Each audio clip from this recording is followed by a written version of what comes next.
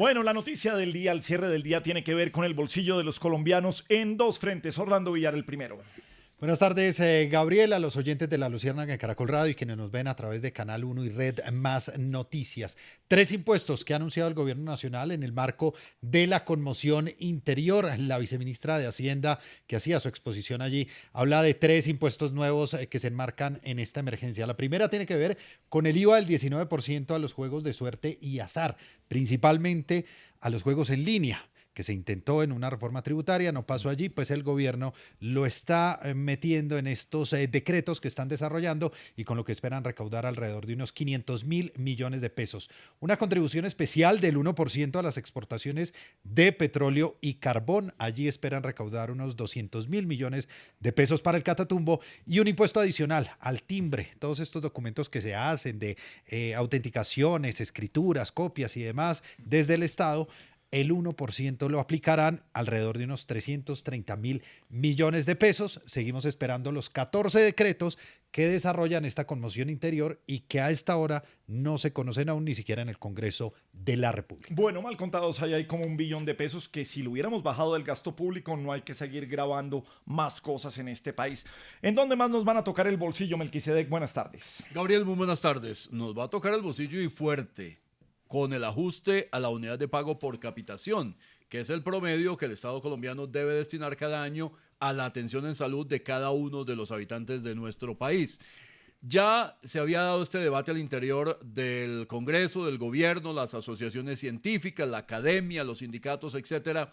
Y el gobierno había terminado diciendo para este 2025 que no era necesario más allá de un 5,3%, lo cual fue considerado insuficiente por muchos de los actores del sector de la salud, y la Corte Constitucional, que desde 2008 ejerce una suprema vigilancia sobre el comportamiento del sistema de salud colombiano, pues ha tomado una decisión de fondo y le ha ordenado al gobierno que debe recalcular la unidad de pago por capitación de los años 2021 a 2024 y debe recalcular la de este año, que por supuesto está impactada por el cambio que haya de los años precedentes. En este caso se habla preliminarmente de un costo cercano a los 20 billones de pesos. Una advertencia que habían hecho, Gabriel, las EPS, las asociaciones de médicos, etcétera, y que el gobierno había negado tajantemente diciendo que en realidad lo que pasaba es que la plata se la robaban y que no había necesidad de más plata. Pero igualmente la Corte Constitucional reitera la exigencia, la orden a la Fiscalía y a los demás entes de control para que establezcan realmente qué ha pasado con el manejo irregular o no de ciertos ítems de la salud en el país. Por supuesto, el país también debe saber qué pasó allí, si se robaron la plata, cuánto se la robaron y quiénes lo hicieron. Bueno, y a la Corte hay que hacerle caso. Esto no depende de si queremos hacerlo o no. El asunto es de dónde 20 billones de pesos para llegar a este punto. Hombre, muy triste. Arrancamos, señores. Pongámosle algo de humor a esto, más tranquilos. O peor. No sé si es mejor o medio. A ver, señor. ¡Arriba, rating! ¡Qué energía! ¡Qué entonces parecía prácticamente! Ahí están Risa Loca, el Muelón Sánchez y Corozo, Rey Nacional de la Trova también, señores. Aquí estamos prácticamente, patrón, con mucha energía, con mucho entusiasmo y con el calor humano que nos une. O sea, está haciendo mucho calor en esa cabina en Medellín. Ay, parece una audiencia. Calor humano, sí, parece una audiencia. Gracias, No sé cuál es el delincuente, si el del sombrero. Mire caras, mire caras. Todavía no ha sido imputados, todavía no son condenados. Muy bien. Ahí debe haber un abogado, pero no veo cara de ninguno. Yo, Melqui, yo. Bueno, dele a ver más bien con el humor, señor. Bueno, patrón, la gente está pidiendo y reclamándonos el chiste representado. Eso llegan cartas. Es que venga, es que el chiste, el chiste oficial de La Luciérnaga es el chiste actuado, el que trae Don Hediondo. Es el chiste que hacemos tradicionalmente aquí. No sé cuál es el chiste interpretado que traen Vea, ustedes. ¿cómo será que Donald Trump ya dice que no es chiste interpretado de la Luciérnaga, sino chiste interpretado de las Américas? Sí. Ok. Sí. Lo decretó. Muy bien. Sí, Bueno, interesante. Representado. ¿Y ese cómo es? Pues el chiste representado, patrón, no necesita un narrador. Aquí lo que se evita es quemar tiempo, como hacen en otros chistes, que se extienden con los saludos, esto, lo otro. Aquí no hay loros. No, aquí jamás escuchará usted que mil que se dé. Bueno, ya. Por respeto al animal. Sí, no, sí, no, sí, ¿Cuál animal? Entonces, si usted nos permite, patrón, este es el chiste representado. A ver, señor. nuevo y al grano. Escuchemos ese Sarcástico momento. Mame, Corocito. ¿Qué más, hombre, risa loca, hombre? ¿Por qué estás triste, hombre? No, estoy como aburrido, como bajoneado, Pero tranquilo, eso va a cambiar, hermano. Te voy a regalar una tostadora. ¿Y yo una tostadora para qué? Para que tú estés bien. O sea, todo eso para eso. No. Pero me gustó. Bueno, pero está bien. Bueno, Muy bueno, cambiemos muy de bueno. tema y volvamos con la realidad. Entre la realidad y ficción, esto es parte de nuestra realidad del país. Bueno, Melquisedec, siguen subiendo las voces y además de congresistas que quieren, uno, que el presidente de la República de Colombia, sea quien sea, se tenga que someter más bien a narcotest o algunos tipos de exámenes para ver si consume o no algún tipo de drogas. Dos, frente a otros casos como el que tuvimos este fin de semana, que no sabíamos en dónde estaba el presidente de la República, que los transponder de los aviones por razones de seguridad se los han quitado y no se le puede hacer el seguimiento, que hay una agenda privada en donde los periodistas y la opinión pública en general, o bueno, el deber de todos los ciudadanos de saber qué hace el presidente ya no se cuenta. ¿Qué puede pasar allí? Dos escenarios, Gabriel. El primero, la salud del presidente seguirá siendo confidencial. Es un largo debate constitucional. Ese proyecto de ley que han anunciado algunos congresistas probablemente no tenga sustento válido frente a unos derechos de privacidad, de la confidencialidad de los datos de salud, etcétera. Sin embargo, en otros países ya lo han pasado. Se y han ha aplicado, tocado. pero con muchas restricciones. es En complicado. Estados Unidos, por Uno ejemplo, no ve qué pasa en una corte constitucional en Colombia eso. lo Muy veo altamente difícil. improbable. Sí, Y ok. un asunto de bioética, etcétera, y allí en medio de eso. Pero por supuesto, un presidente debería ser muy serio frente al país y decir qué condición en particular o en general tiene, si eso correspondiera a ese ámbito y puede hacerlo o no. Ese creo que es un debate ya superado en términos constitucionales. El otro sí tiene mucho que ver con la transparencia de las acciones de gobierno, la transparencia en la información que el país necesita conocer de su primer mandatario. Hasta la llegada de Gustavo Petro, toda la agenda de los presidentes hasta ese momento era pública. Se conocía previamente en las mañanas, la Casa de Nariño le enviaba, uno sabía dónde estaba el presidente, dónde iba a estar y qué actividades iba a cumplir. Y en algunos casos había algunas acciones particulares que por supuesto también se comunicaban. La información sobre los vuelos del avión presidencial también era pública, estaba disponible en cualquier caso. Pues en este gobierno se aplicó el secretismo absoluto y aquí nos convertimos ya en seguidores de una agenda que parece rarísima, que es la agenda privada, que quedó completamente descartada el domingo a las 3:41 de la mañana, de la madrugada del domingo, porque ese día el presidente de la República tomó decisiones de Estado que impactaron y siguen impactando y lo seguirán haciendo seguramente muy fuerte sobre la vida nacional. Ahí no puede existir ningún alegato de agenda privada ni de secretismo. El país tiene derecho a conocer dónde estaba el presidente y por qué tomó ese tipo de decisiones a esa hora y sin tener al lado a ninguno de sus asesores, como lo confesó después el embajador en Estados Unidos. De manera que creo que sí es válido ese debate de exigirle a la Casa de Nariño que no aplique más ese secretismo, que el país tiene derecho a conocer en dónde anda el presidente, qué hace, porque es un presidente 24/7. No es un presidente de lunes a viernes y se demostró el domingo. Bueno, pues si vamos a cine no vamos a ver Buscando a Nemo, sino Buscando a Petro. Llega a las principales carteleras de cine del país la película Buscando a Petro. Esta es una película infantil de animación, aunque nosotros no es que estemos muy animados con Petro. Petro, el protagonista de la película, tenía una aleta atrofiada. Sin embargo, parecía que no solo la aleta la tenía atrofiada. Buscando a Petro es también una historia de drama. Todos los días es un drama diferente. Otro de los protagonistas es su padre, un pez que nada y nada, igual que Petro. Nada que nada. Cabe resaltar que esta es una de las películas animadas más taquilleras, puesto desde que vemos cómo actúa Petro, todos tenemos un taquillo en la garganta. No dejes de verla en todas las salas de cine. Ven, trae tu gaseosa, tus palomitas y algo para la gastritis. Buscando a Petro.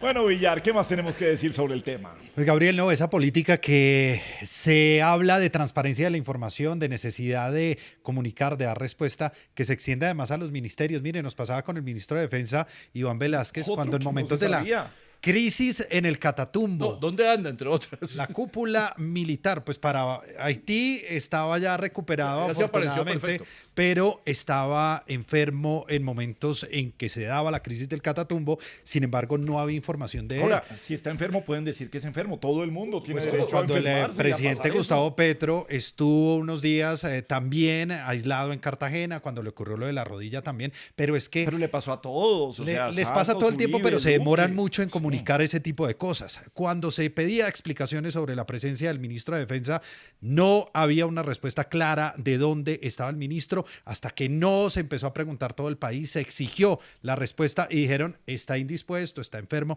que no tiene nada de malo, la gente se puede enfermar, por supuesto. Dejó además encargada a la viceministra de Defensa. Eso no era un secreto, pasa en todas las carteras, se pide transparencia y la información. Mire gestión del riesgo, toda la contratación de gestión del riesgo que debía subirse al SECOP se llevó a un Excel, a una plataforma allá oculta, y apenas se destapó el escándalo, se empezó a conocer de la existencia de este documento. Pues el presidente Gustavo Petro no estaba en la Casa de Nariño en plena crisis con los Estados Unidos, trinando, utilizando una red propia, una red entre comillas que puede ser privada. Pero de en este Gustavo momento Petro. es de uso oficial del presidente de la República. Es el uso oficial para pelear con los Estados Unidos. Soy el senador Miguel Uribe y soy la voz de quienes creemos que Gustavo Petro se equivocó al enviar los mensajes en contra de Estados Unidos y de que los colombianos tenemos derecho a saber en dónde estaba el presidente cuando escribió estos mensajes, porque el país evidentemente no se maneja a control remoto por una red social. Mientras atravesamos la peor tragedia de desplazamiento por cuenta de la violencia en el Catatumbo, precisamente por la complicidad de Gustavo Petro, para desviar la atención con una nueva cortina, el presidente crea esta crisis diplomática sin precedentes. Lo que nunca pensó Petro es el costo que esta guerra comercial traería para Colombia. Y de manera infantil y seguramente ingenua, desató una crisis que podría haber traído consecuencias devastadoras para los colombianos. En primer lugar, los aranceles que anunció el presidente Trump implicaría la quiebra de muchos sectores, de muchas industrias que viven de las exportaciones a este país, sin incluir la disminución de ingresos a dólares en nuestra economía, lo que dispararía el valor del dólar, aumentando así el costo de vida. El 28% de las exportaciones de Colombia van hacia Estados Unidos. Por ejemplo, ahora a puertas de San Valentín, donde se vende el 20% de la producción nacional de flores. Y en segundo lugar, los impuestos que, como retaliación, sugirió Petro, encarecerían todas las importaciones de Estados Unidos, lo que rápidamente reflejaría un aumento en el costo de vida a productos esenciales, especialmente alimentos. Muy bien, y es tiempo de irnos a México, lindo y querido. ¿Cómo vamos, señor? Buenas, ¿cómo están todos? Un abrazo para todos. Sufriendo por ese bigote que le va a caer en la mitad del chiste. Te temo. Sí. Oye, ¿por qué será tan agradable? Creo que sí, no. Oye, ¿cómo te parece que el hijo le dice al papá? ¿Al papá de quién? Dice al papá de él.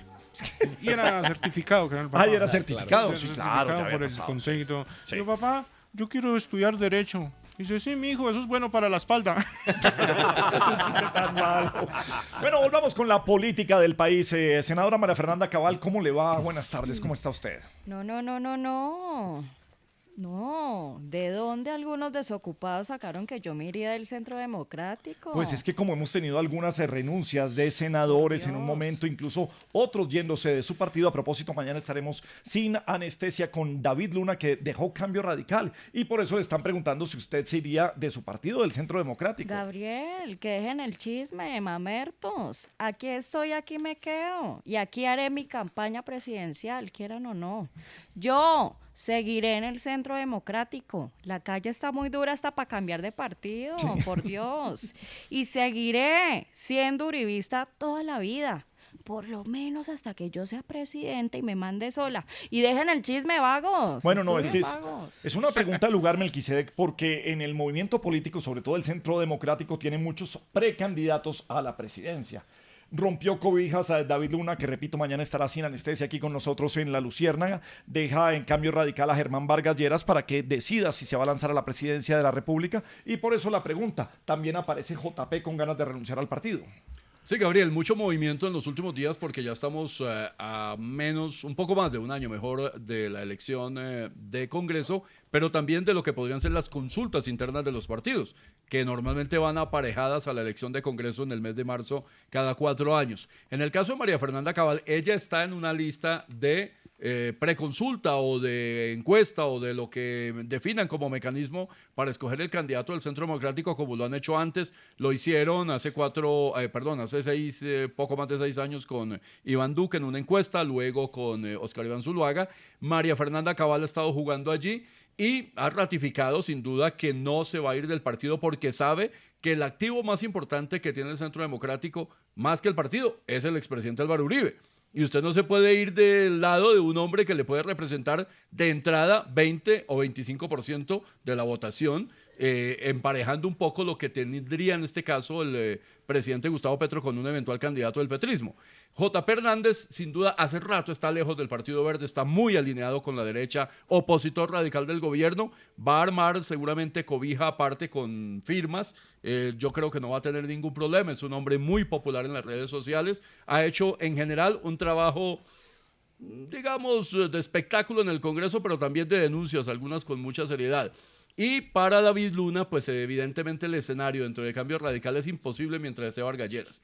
Así que no le queda otro camino que buscar toldas aparte y seguramente ir a buscar una encuesta o una consulta con gente de centro derecha. Se va Humberto de la Calle también. Se fue Humberto de la Calle. Pero no está pensando No en está campaña. pensando, pero Dice, va a dice. acompañar seguramente a alguno de los candidatos presidenciales y no quiere tener compromiso con Verde Oxígeno, además por las diferencias con Ingrid Betancourt. Sí. Bueno, pues mientras se van algunos, lo mejor es que hablen bien. Y para hablar bien, para eso tenemos nuestra escuelita de la Luciérnaga.